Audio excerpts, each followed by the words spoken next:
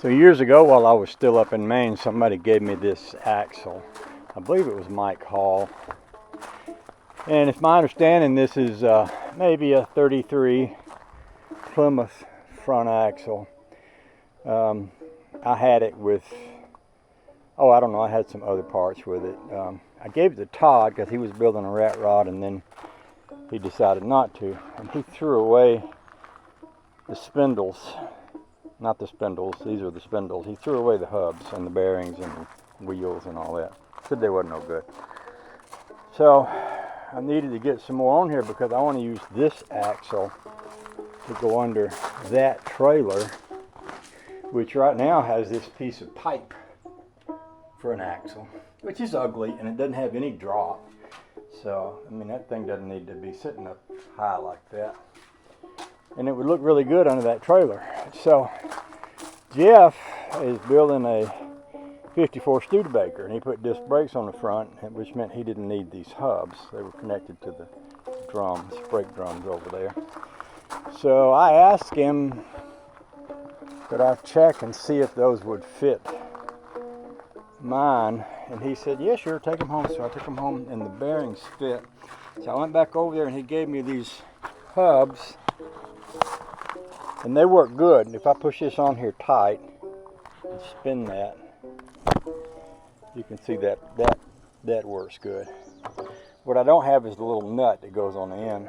So I'm going to throw this whole axle in the car, take it into town up to the parts store and see if I can find a nut to go on the end of this. But I've got the bearings for the other side over here, and I've got the other hub.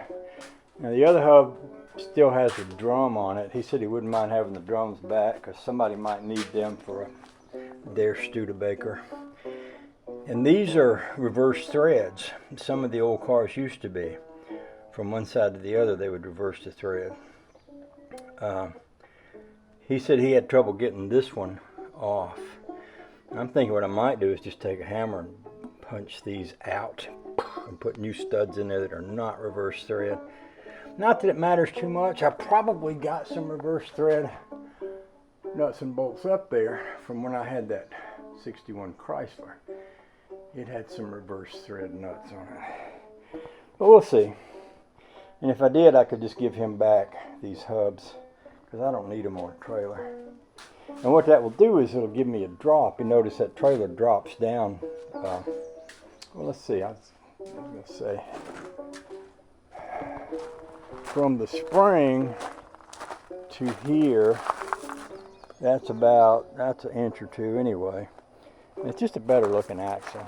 I might remount this too. I could move these springs. That's a pretty simple homemade trailer, which kind of, I think, makes it cool because it's different. You know, nowadays you can go out and buy a boat trailer. You can buy all kind of boat trailers. You can buy boat trailers that was made in the 60s. The spring distance between this is, looks like 30.5 inches.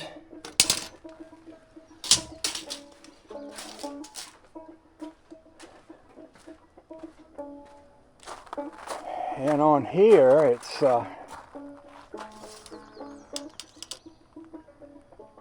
about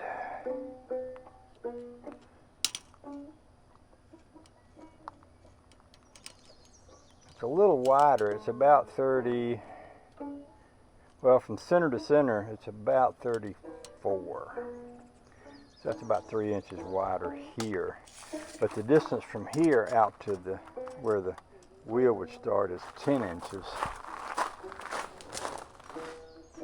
And the distance here from the center of the spring out to where the wheel would start is about 14 inches. So that would move this in about 4 inches, which would put it a little closer to being up under the boat. And if I wanted to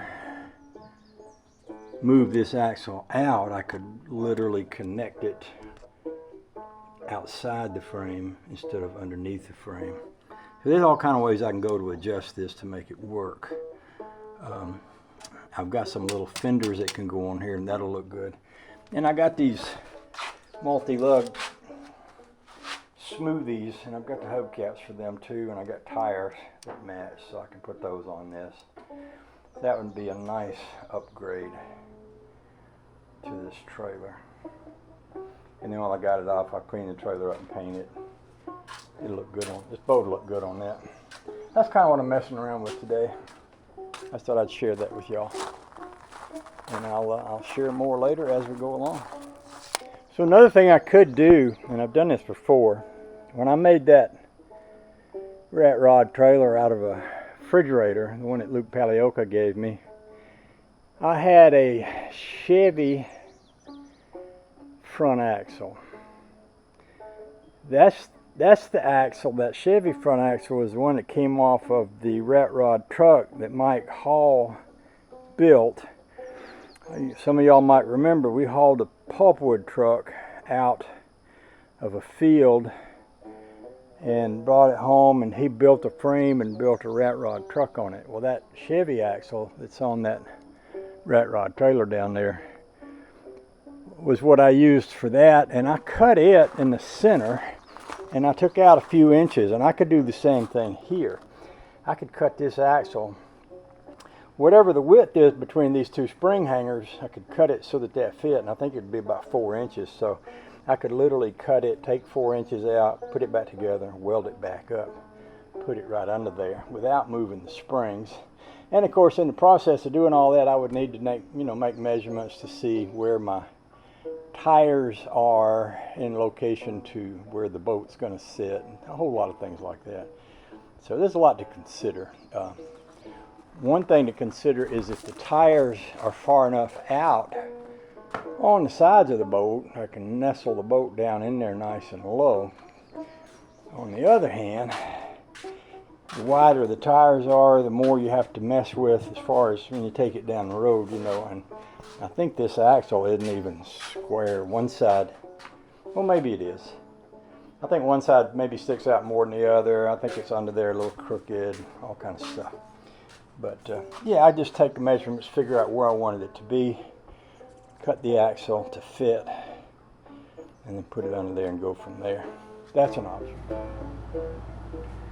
So Jeff gave me some bearings that fit on this 33 Plymouth spindle, and there weren't any nuts, any castle nuts. So I went up to the National Auto Parts store, and they got these, and they're having a hard time going on there, but you have to keep in mind this car is 33, it's 80, 90 years old. 90? Yeah. Long time. It's very old. And a lot of dirt, a lot of grit, a lot of dirt, a lot of dust, a lot of banging up, a lot of things have happened over the years. I am gradually working that nut onto this axle. I'm doing it by spraying it with carburetor cleaner to clean the grooves out. I tried, doing a tap and die on it, but I don't have one that big.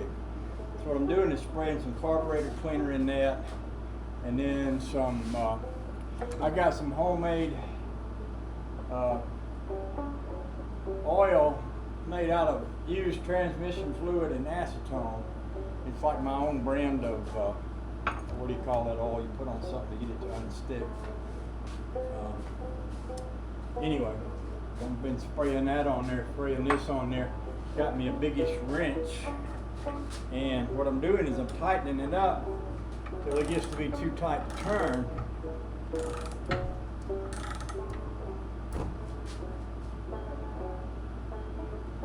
And then I back it off. I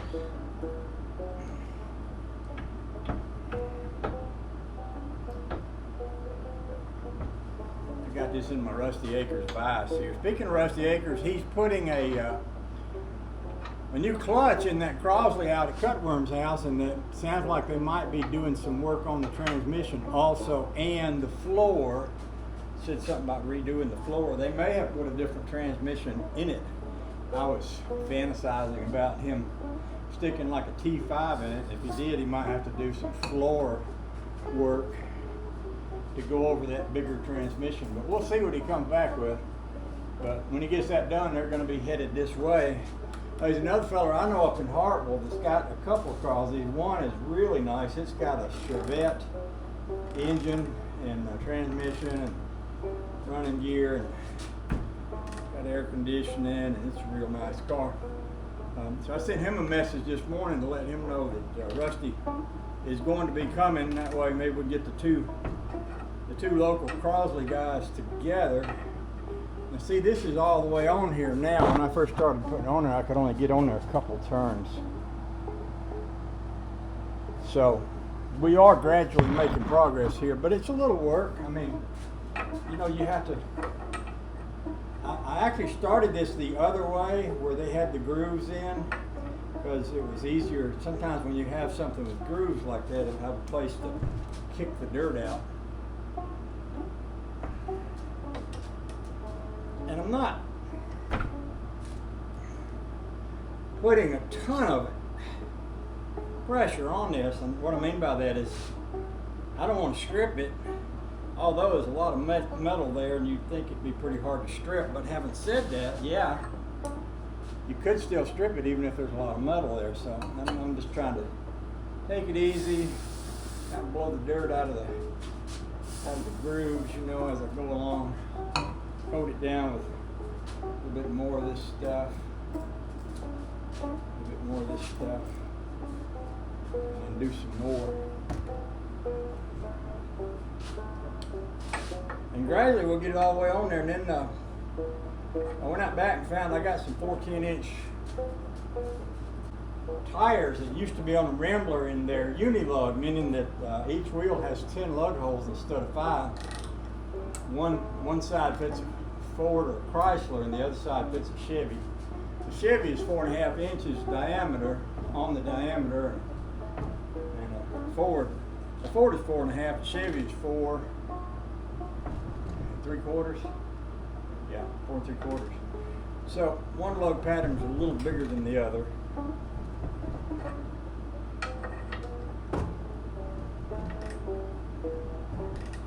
And I've got those are chrome smoothies, and I've got the little baby moon hubcaps to go on them. I've also got a couple of old Holsclaw trailer fenders that I took off of a trailer somewhere along the way. It's either that or I might have picked them up in the yard sale. I don't remember where I got them from, but anyway, I got some. And I'm thinking about, well, I'm going to mount the fender to this axle once I get this axle welded up. See, these things here turn. I'm going to weld them solid in place, and to do that I'm going to have to get it lined up correctly and get it sitting on tires, measure from side to side, wheel to wheel.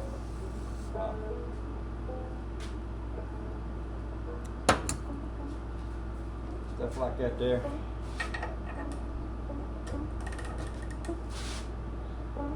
I can feel the heat in this socket. It's generating some heat from me doing this. Now I could do this same thing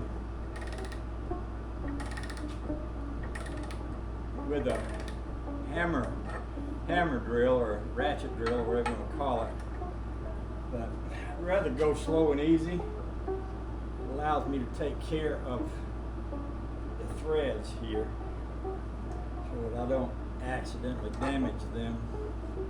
That's what I'm shooting for. There is a little notch on the bottom side of here.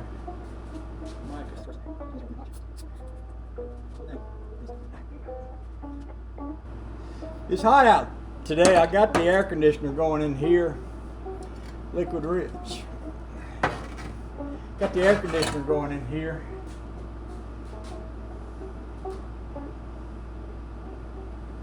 See, I can see the threads here now.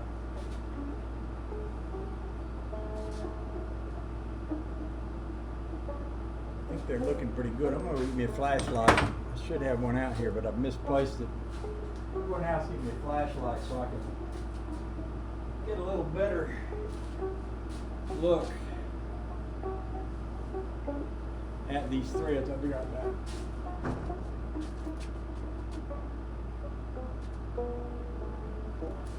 There's a hole hole that bolt goes through, a pin goes through. I believe I'd like to clean that hole out because I'm sure there's a lot of dirt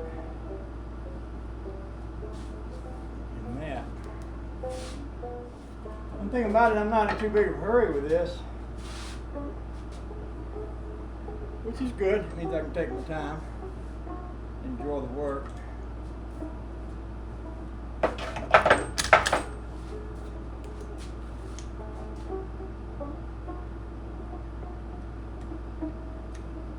Oh, there's a pin, look. There was an old pin in that shaft. That might be what's causing the problem here. Got that out. Actually, that pin was facing this way. Got that out. Looks like there still is something in there. Let me take a look at that.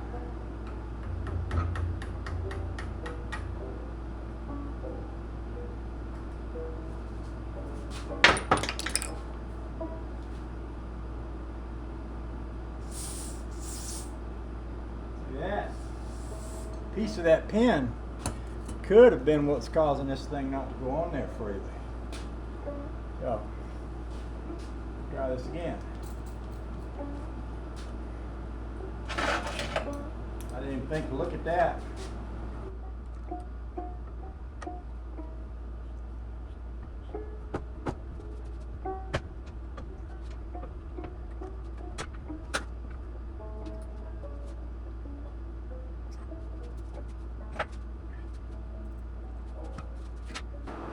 Penetrating oil, that's the word I was trying to think of a while ago. I make my own penetrating oil. If I ever, drain the fluid out of the transmission, I save the fluid and mix it with acetone and make penetrating oil. That works good.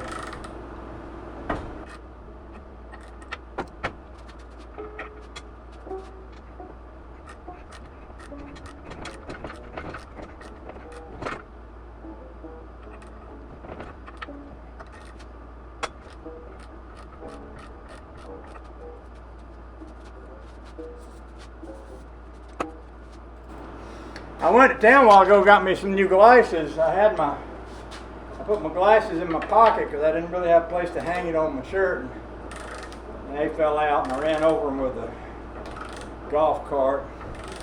I usually save several pairs of glasses, so I went through all my places where I would normally put glasses, and they weren't anywhere to be found, so I just figured rather than walk around through a pair of glasses I couldn't see out of, I'd just go to town and get me some more. So I went up to the dollar store. I usually go to the dollar store because they got the cheapest glasses.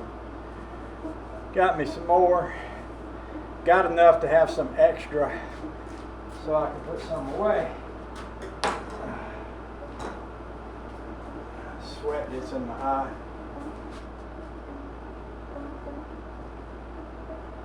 So even though I got air conditioning in here, when it's this hot, I still feel the heat, even with the insulation. At some point, when I have money again, I'm going to go up and put some spray foam in places up in here to seal cracks in the joints. Now where that is right there would be enough to get a wheel on there and get a pin down through it. There's a hole for the pin right there. Well, maybe it's just half a hole, but I'm getting close to the point where I've got enough on there to work with.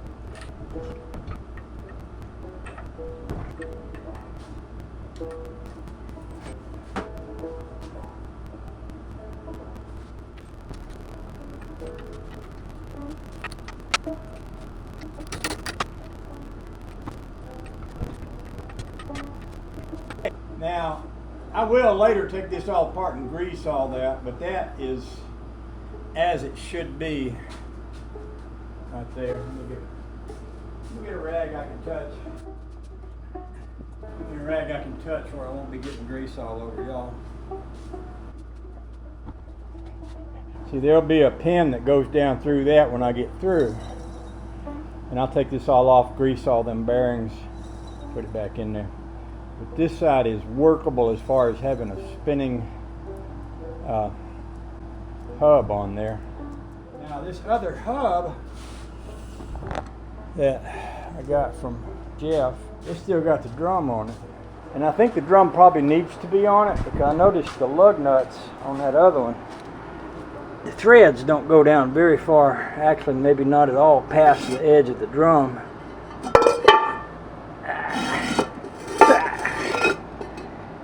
Yeah.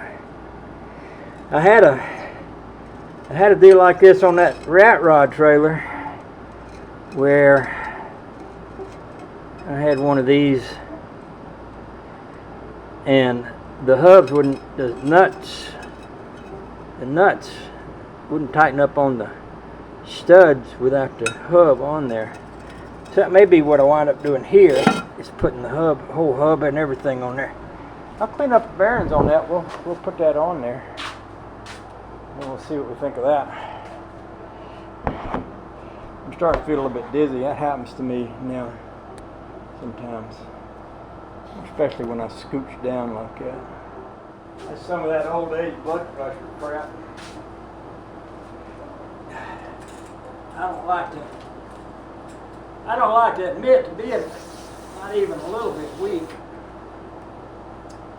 but I am weaker than I used to be. I told the doctor a while back, I said, "Doc, I'm not as strong as I used to be." And he said, "Yeah, how old are you?" And I said, "Yeah, well, get used to it." And I said, No. That's not what I want to hear you say. I want to hear you say that there's a way for me to be strong again without having to get used to it. He said, "Well, you can try some vitamins." He gave me some vitamins. I think they're helping. I'm still fairly strong, but I find myself getting dizzy. I think that's because he's been messing with my blood pressure. So that'll need some grease, but that's nice and clean right there. We'll do this other one. We'll do this other one up real good. Same kind of thing. Pretty dirty.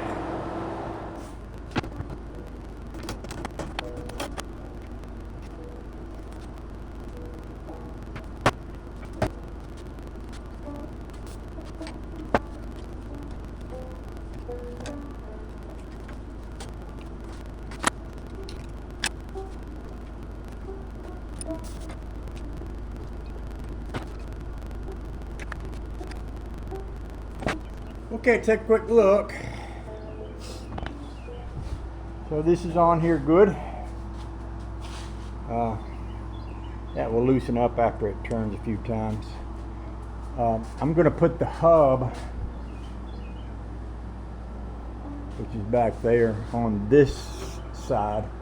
Now on this axle, on these, the studs on that side are reverse thread. They're left-handed and these are right-handed. That's something that Mopar used to do. Chrysler did it. My 61 Chrysler had reverse threaded nuts. I may have some reverse threaded nuts up there, and I might have some reverse threaded studs. But there's one missing, but other than that, I've got 4 on there, and I've got 4 reverse nuts to go on it. Once I put the hub on that side, then I can sit this on the floor and let it set on its individual hubs, and then I can measure and then I can weld. So what I'm going to do now is just flip it over, put that hub on that side, put those nuts on there just to hold it on, and then we'll be ready to move on. Of course, the more I add to this, the heavier it gets. I might just let this come down here, put that hub on up there, Oh, I spilled a little gear oil here in the floor. I need to get that up.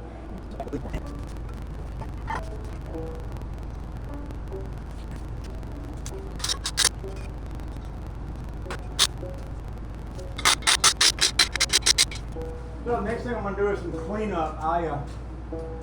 Yeah, like I said, I spilled some rear end grease here. It's slippery every time I step in it. I slide around.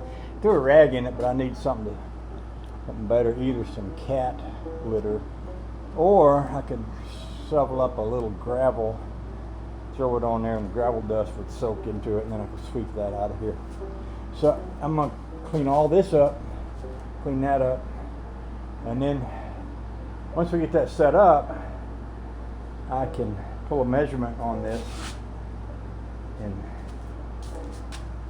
once I decide I like the way these hubs are lined up, I can put a weld like right there. And this side here, I might decide to turn a little. I'll probably have to hit it with a hammer to turn it. But eventually, we'll get that into a place where I can use it for an axle. Another thing I might do is chop it in two and weld it back together, but I want to make sure I don't make it too narrow so that the tires will hit the boat when I put them on there. And I'm going to want to take that axle out from under that boat. So let's go ahead and clean up a little bit and clean up this floor out here a little bit, and then we'll come back to that. Appreciate y'all. So I think when I left off the other day, I had come pretty close to getting these wheels on these axles, and then I figured out that I had a bearing that didn't match up. I went in the store, got me actually it was a race. It got me a race. I've been out here with this axle and these wheels, taking measurements. I'm going to weld this right here, there where I've ground that a little bit, and I'm going to use this welder because it's friendlier. What I mean by that is my big arc welder will make a lot of fire, burn holes in my shoes and my legs, and serious welding, but it's what I will eventually use. But to tack this together, I'm just going to use this little wire welder just because it's a goodly bit more user friendly. Now this one over here is kind of stuck. What I've been doing, and I'll show you, is using, I had a couple of different framing squares over here, but I was trying to get one I could try to get a kind of a decent idea with, and I used this one from that point to that point. But I wasn't able to exactly get the two sides figured out, but I am almost convinced that this is fairly much as it should be here. This one, that's the one that's stuck. This is the one that's free. So on this side I've been pulling measurements, and I guess I could sit you maybe up on top of the welder and have you look down, and then maybe you could kind of see what I'm doing from the outside of the ridge on that hub at about the halfway mark to the outside of the ridge on this hub. Right now I'm reading right at 53.5. I do the same on the other side, right there. Right here, I am reading 53 and 5/8. So I'm a 1/16 of an inch off there. Right now.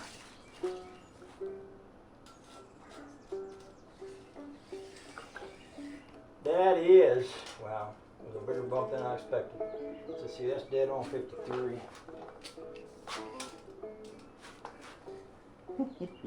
And that's 53.5. So I'm going to back this up to 53. 5/16.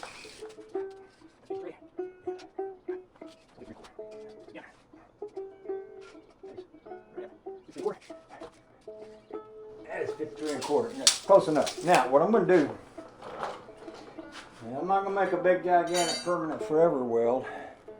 I'm just going to make a little friendly kind of weld over here. Turn my gas on.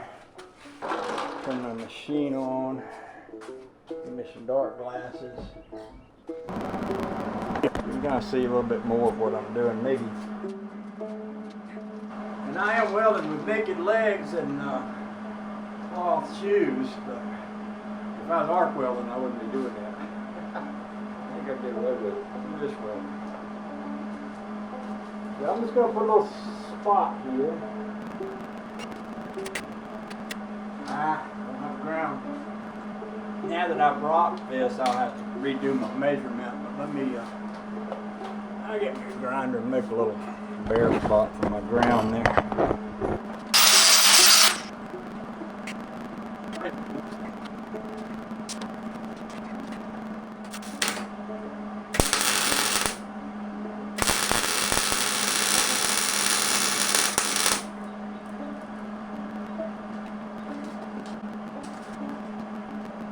I believe that's almost perfect.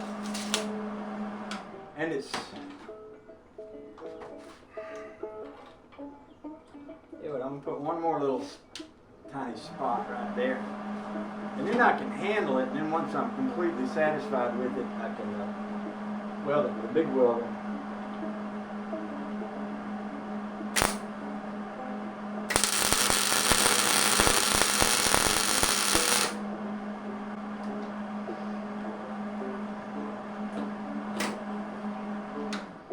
Way more weld than I needed.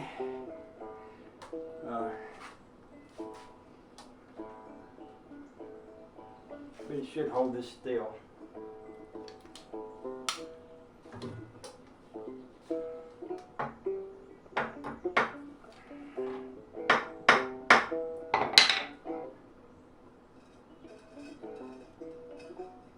Okay. So the next thing I'm going to do is put tires and wheels on this. I got wheels and tires right over there. And then I can set it up and actually kind of roll it around, study the angle and everything from 2 or 3 different directions. And if I like that, I can weld it all up good and solid. I'm not going to do that right at this moment.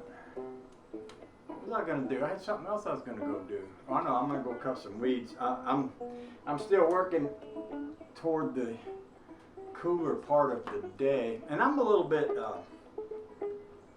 I was thinking a while ago about, I'm a little ADD, meaning adult attention deficit, meaning, you know, Waylon Wire used to kid me because, you know, I'd be doing something and I'd look at something else. He'd say, squirrel, you know, but I am like that. I got up this morning and messed around with the pool, and then I whacked weeds. And then I went down to the camper and I got the batteries from that, brought them up here, put them on the charge, just opened up the refrigerator, took off the battery charger and fixed a bad wire on the battery charger and put it down there. Then I went down to the lake. I took down the life jackets and the fishing poles because the grandkid, one of our grandchildren was here and wanted to fish, and so I brought up the fishing poles and we went fishing over at the lake. And Todd and Lisa was here, so we had done some things with them, and so I'm just kind of cleaning up all that, and at the same time doing this, and at the same time looking at where I need to whack weeds down around the camper. It's like, that's kind of how I am.